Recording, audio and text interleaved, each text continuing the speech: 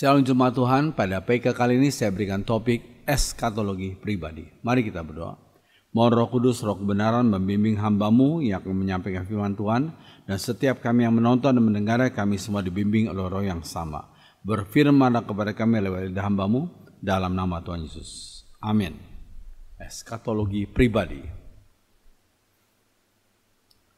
Fakta yang tidak dapat disangkal, yaitu kematian dan terjadi dalam kehidupan manusia yang berdosa. Ini sesuai dengan Roma 6 ayat 23. Rasul Paulus menuliskan, upah dosa ialah maut, kematian.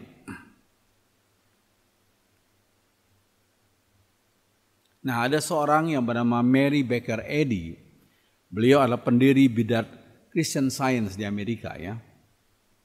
Ia berusaha menyangkali kematian itu dan menganggap kematian hanya suatu ilusi atau sebagai hal yang tidak nyata dan kebohongan dari kehidupan materi.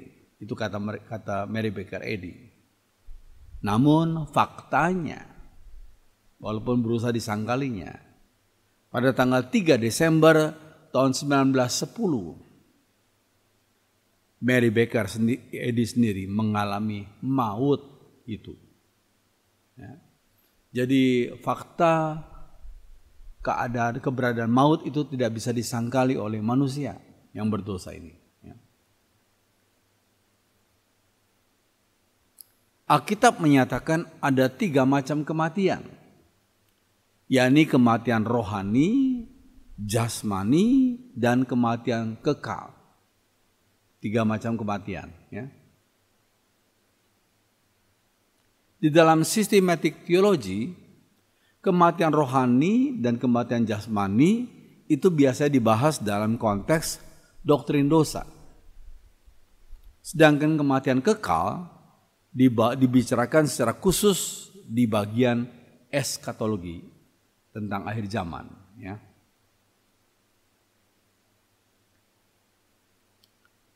Kata kematian berarti perpisahan. Ini menurut Alkitab, ya. Kata kematian berarti perpisahan. Kematian rohani adalah perpisahan antara Allah dengan manusia yang diciptakan menurut peta dan gambarnya. Perpisahan antara Allah sang sumber hidup dengan manusia. Ya, itulah kematian rohani. Setelah Adam dan Hawa jatuh dalam dosa, mereka langsung mengalami kematian rohani. Seperti yang dikatakan oleh firman-Nya, sebab pada hari engkau, hai Adam, memakan buah yang dilarang oleh Tuhan itu, pastilah engkau mati, pasti. Ya, bukan semoga, tidak, pastilah engkau mati. Kejadian 2 ayat 17b.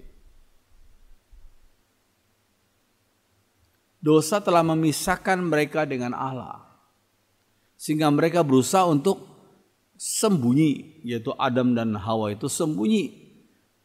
Mereka berusaha sembunyi dari hadirat Allah. Lihat Kejadian 3 ayat 8. Kematian jasmani adalah akibat dari kematian rohani itu, ya. Setelah pelanggarannya, Adam masih hidup sampai usia 930 tahun. Lalu ia mengalami kematian jasmani. Lihat Kejadian 5 ayat 5. Hal ini adalah penggenapan dari perkataan Tuhan sendiri.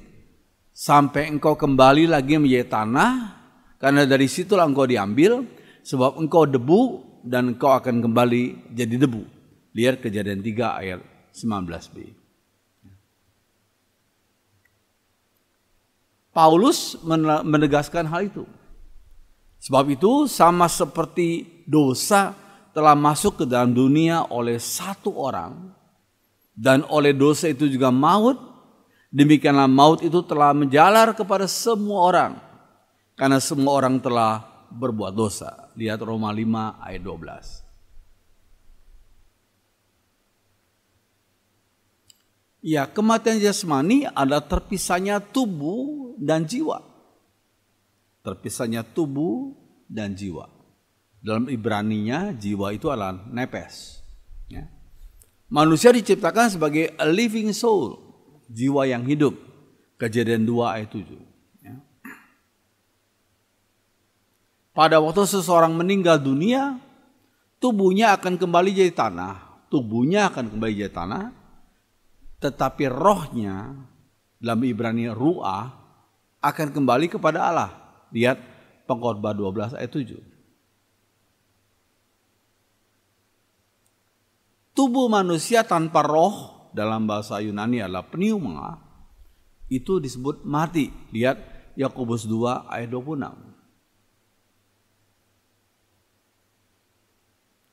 Tuhan Yesus mengingatkan murid-muridnya agar tidak takut kepada mereka yang dapat membunuh tubuh, tetapi yang tidak berkuasa membunuh jiwa atau suke dalam bahasa Yunani. Ya, Matius 10 ayat 24a.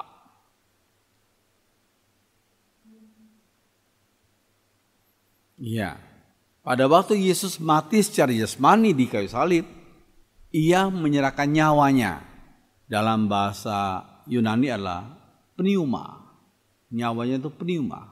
Lihat Matius 27 ayat 50, Lukas 23 ayat 46, Yohanes 19 ayat 30. Pneumanya itu, nyawanya itu diserahkan kepada Bapa di surga. Setelah dirajam batu, Stefanus, salah satu murid Yesus itu, menyerahkan rohnya, yaitu pneumanya, kepada Tuhan. Lihat Kisah Rasul 7 ayat 59. Dari ayat-ayat di atas, bisa ditemukan bahwa kata jiwa dalam Ibrani nepes atau Yunani suke, dan kata roh, Ibraninya ruah dan Yunaninya pneuma, itu dipakai secara bergantian. Saya ulangi lagi. Dari ayat-ayat di atas bisa ditemukan bahwa kata jiwa atau nepes bahasa Ibraninya, Yunaninya suke, dan kata roh Ibraninya ruah dan Yunaninya pneuma dipakai secara bergantian. Berarti dua kata tersebut menunjuk pada hal yang sama, yakni bagian spiritual, bagian rohani, yang merupakan salah satu bagian dari kehidupan manusia yang alamiah. Ya, bagian rohani, tapi juga manusia mempunyai bagian fisik atau bagian tubuh itu. Ya, jadi kata roh atau jiwa itu dipakai secara bergantian. Ya, jadi itu menunjuk bahwa manusia diciptakan dengan dua bagian rohani, bisa disebut roh atau jiwa, tetapi juga diciptakan dengan bagian fisik atau tubuh. Ya.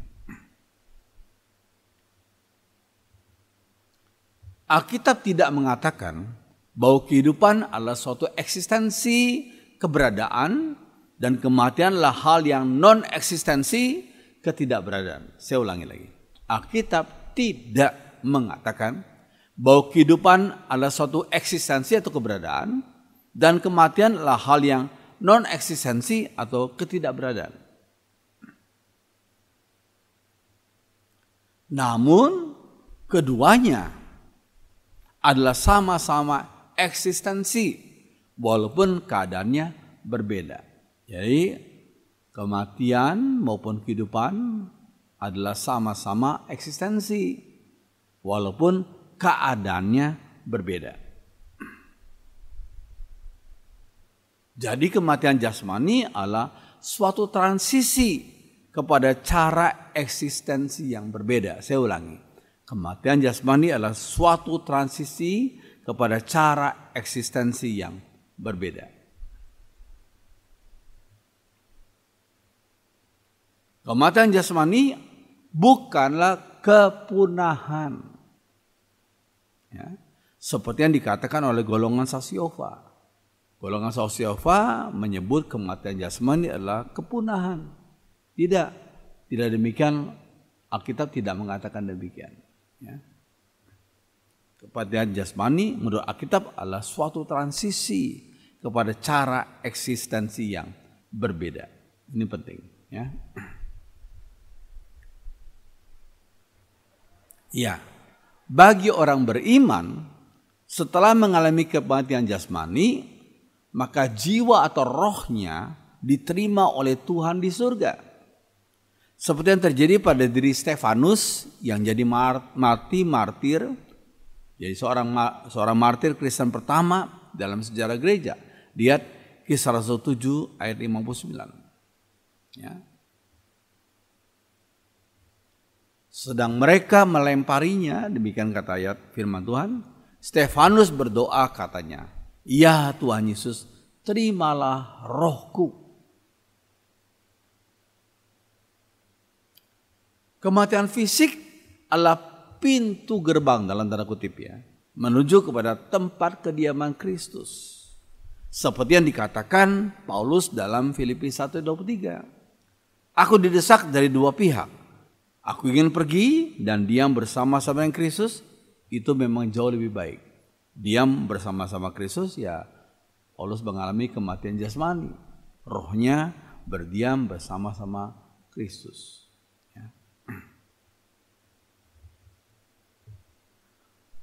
Ya, dalam beberapa ayat lainnya, kematian jasmani bagi orang beriman disebut sebagai fall asleep, tidur, beristirahat.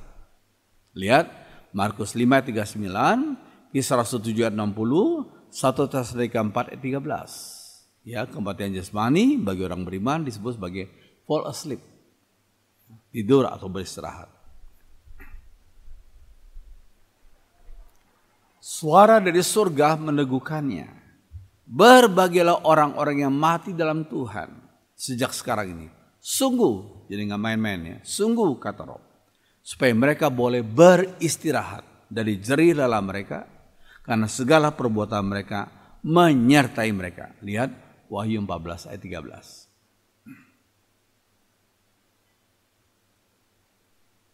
Nah, di lain pihak, bagi orang-orang yang enggak beriman, tidak beriman, pada waktu mengalami kematian jasmani, tubuh dan jiwa mereka akan dibinasakan di dalam neraka.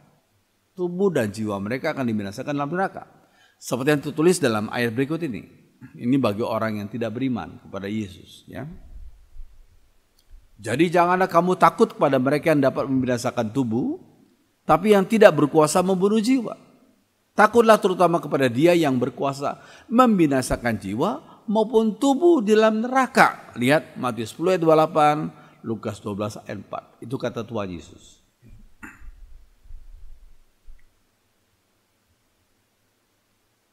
Ya, bagi orang yang tidak beriman kepada Tuhan Yesus, kematian jasmani merupakan kutukan, hukuman, dan musuh yang terbesar. Itu bagi orang yang nggak beriman kepada Tuhan Yesus. Kematian jasmani memutuskan hubungan orang itu dari Allah dan menutup kesempatan baginya untuk memperoleh hidup yang kekal. Itu bagi orang yang nggak beriman. Ya, kematian jasmani. Saya ulangi, bagi orang yang tidak beriman, kematian jasmani memutuskan hubungan orang itu dari Allah dan menutup kesempatan baginya untuk memperoleh hidup yang kekal.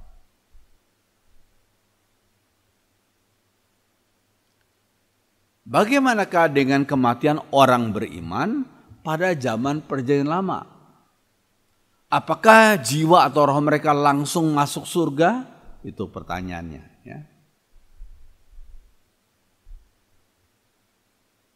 Jawabannya ya. Dari mana kita tahu? Lihat Nabi Elia yang diangkat hidup-hidup ke surga. Dikatakan, lalu naiklah Elia ke surga dalam angin badai. Lihat 2 Raja-Raja 2 ayat 11c. Surga.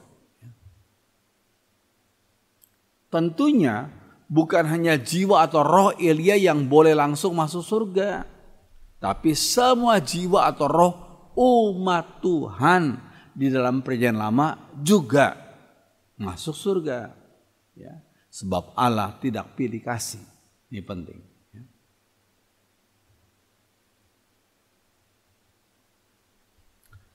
Sebagian orang bertanya, bagaimana dengan jiwa atau roh umat Tuhan dalam perjanjian lama? Bagaimana mereka bisa masuk surga? Padahal Tuhan Yesus belum mati disalib dan bangkit. Itu pertanyaannya ya.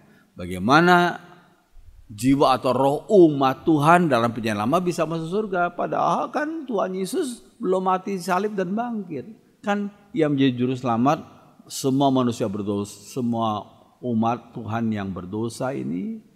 Itu untuk PL dan PB hanya satu pribadi, yaitu Tuhan Yesus. Bagaimana sebelum Yesus mati disalib dan bangkit, bagaimana mereka yang hidup dalam perjanjian lama, rohnya, jiwanya bisa masuk surga?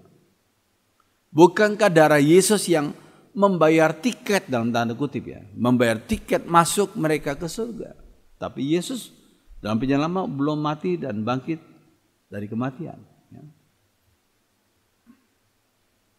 Jawabnya, mereka dalam roh masuk dahulu ke surga, lalu tiketnya dibayar kemudian ketika Yesus mati disalib. Saya ulangi, mereka dalam roh masuk dahulu ke surga, lalu tiketnya dibayar kemudian ketika Yesus mati disalib. Ya, ilustrasinya gini ya. Seorang pendeta diundang oleh satu gereja di kota lain untuk khotbah. Pendeta tersebut ditampung di satu hotel. Ia langsung check in dan menikmati fasilitas dalam hotel itu. Lalu pada saat sudah selesai dia check out. Majelis gereja tersebut bayar semua biaya hotelnya. Dia nggak bayar, tapi dia udah pakai segala fasilitas di hotel selama mungkin 2 malam. Ya, dia check out. Lalu siapa yang bayar? Yang bayar adalah majelis gereja. Majelis gereja akan datang ke hotel itu dan bayar semuanya. Jadi pakai dulu, baru bayar. Ya, itu hanya ilustrasi. Prinsipnya masuk dahulu, bayarnya kemudian. Demikian juga umat Tuhan dalam perjanjian lama, ketika mereka meninggal dunia, rohnya atau jiwanya masuk dahulu ke surga. Yang bayar siapa? Yang bayar adalah Tuhan Yesus pada waktu beliau mati disalib dan bangkit. Ya, puji Tuhan. Demikian pula dengan yang terjadi bagi umat Tuhan dalam perjanjian lama yang meninggal dunia. Roh atau jiwa mereka masuk dahulu ke surga, lalu dibayar oleh Yesus ketika Ia berkorban darahnya di Golgota. Puji Tuhan.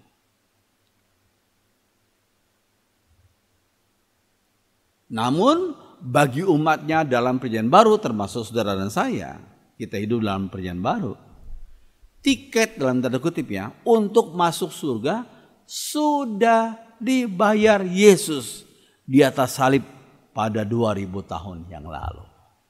Ya. Jadi kita yang hidup, umat Tuhan yang hidup dalam perjanjian baru ini, tiket untuk masuk surga sudah dibayar oleh Yesus dengan mengorbankan darahnya yang suci di atas salib dan telah bangkit dari kematian. Jadi iman kita mengarah kepada peristiwa 2000 tahun yang lalu. Ya. Tapi iman umat Allah dalam perjanjian lama, imannya mengarah kepada nanti Sang Juru Selamat akan mati disalib dan bangkit, ya, yaitu Yesus. Ya, kalau kita menunjuk kepada ke belakang, ya, karena Yesus sudah menebus kita, ya, 2000 tahun yang lalu di atas salib. Ya, ya, lihat Yohanes 19 ayat 30. Sesudah Yesus meminum anggur asam itu, berkatalah Yesus, sudah selesai. Dalam bahasa Yunani adalah tetelestai, tetelestai. Lalu Ia menundukkan kepalanya dan menyerahkan nyawanya. Makna tetelestai yang diterjemahkan sudah selesai itu saya lihat mempunyai arti paid in full, dibayar dengan lunas. Atau the debt is finished, hutangnya sudah selesai. Ya. Hutang manusia yang berdosa kepada Allah yang Maha Suci telah dibayar lunas oleh Yesus di atas salib. Puji Tuhan.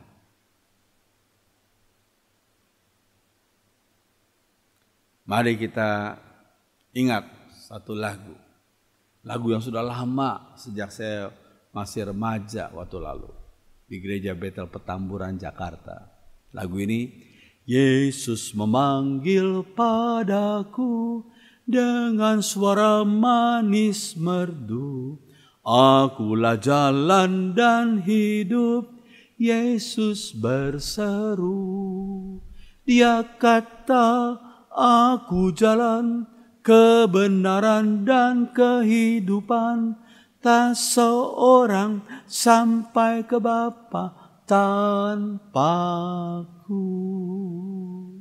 Biar firman Tuhan menjadi berkat bagi kita semua. Mari kita berdoa. Yang bersyukur pada saat ini kami belajar tentang eskatologi pribadi. Kami bersyukur untuk pengorbanan Tuhan Yesus di atas salib. Dan juga Engkau sudah bangkit dari kematian dan tidak mati lagi. Memberikan kami penebusan. Dan satu berkat, satu kepastian akan kemenangan dari dosa dan konsekuensi dosa itu. Terima kasih untuk firman-Mu, biarlah apa yang sudah Hamba sampaikan termaterai dalam hati kami masing-masing untuk kemuliaan bagi nama Tuhan. Dalam nama Tuhan Yesus kami sudah berdoa. Haleluya. Amin.